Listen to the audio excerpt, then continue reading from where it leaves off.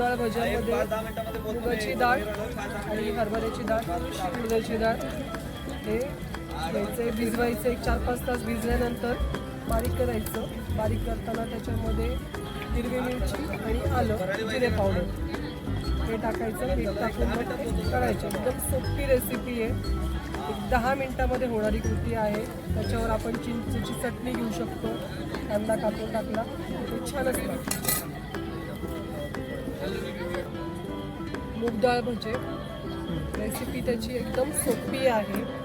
मुगाची डाळ आणि हरभऱ्याची डाळ, थोडीशी उडदाची डाळ हे 4-5 तास भिजवून बारीक करायचं ओबड-दोबड. त्याच्यामध्ये हिरवी मिरची आणि आलं टाकायचं बारीक करताना आणि एक त्याचे मीठ टाकून फक्त भजे सोडायचे. इतकी सोपी ती रेसिपी आहे.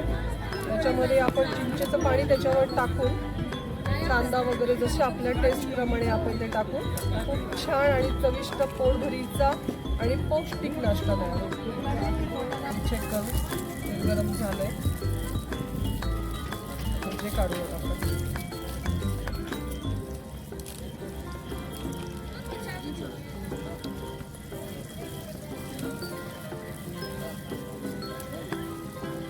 मूग डाळ भजे, पापड भजी,